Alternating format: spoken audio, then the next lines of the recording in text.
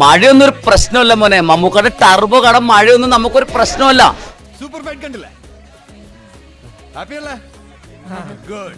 Theatre പൂരപ്പറമ്പാക്കും. Mass ഇടിപ്പടം എന്ന് തന്നെ പറയാം. എന്നാ അടുത്ത ഗൺ ഫൈറ്റ്?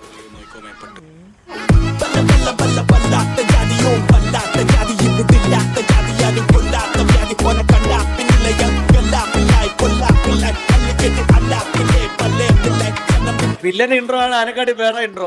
വില്ലനാണ് ആനത്ത് വേറെ ഇൻട്രോ കൊടുത്തേക്കുന്നത്. നായകന്റെ വില്ലന്റെ ഇൻട്രൊഡക്ഷൻ. രാജ്ബി ഷെട്ടിയാണ് ഇതിലെ താരമെന്ന് നമുക്ക് തോന്നിക്കും. അങ്ങേരുണ്ടാക്കുന്ന ഒരു മാസീവ് ഇമ്പാക്റ്റ് ഉണ്ട്.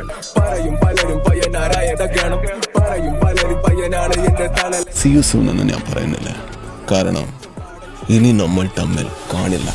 അതിനെക്കാട്ടിലും അപ്പുറമാണ് ടെർബോ ജോസ്. ചിലപ്പോഴൊക്കെ നമ്മൾ ഈ ജെയിംസ് ബോണ്ടിന്റെ ഒക്കെ പടം കാണാൻ പോകില്ല. 007 M മമ്മൂട്ടി 2 ഇൻട്രോ. ആദ്യത്തെ ഇൻട്രോയെക്കാട്ടി രണ്ടാമത്തെ ഇൻട്രോ പൊളി. ഇൻട്രോയ്ക്ക് ശേഷം വരുന്ന ഒരു കമ്മിങ് ബാക്ക് ഉണ്ട്, അത് കിടുവാണ്. ഇനി ഇവിടത്തെ മംഗലശ്ശേരി നീലകണ്ഠനും അറക്കൽ മാധവനുണ്ണിയും ഒക്കെ നോന്തന്നെയാ. ഈ മനുഷ്യൻ എങ്ങനെ ഇങ്ങനെ ആക്കരുത് എനിക്കറിയില്ല. അടിപ്പടം വെറും അടിപ്പടമല്ല, കാര്യമുള്ള അടിയാണ്. ഏതാ വേണ്ടത്? അതല്ല.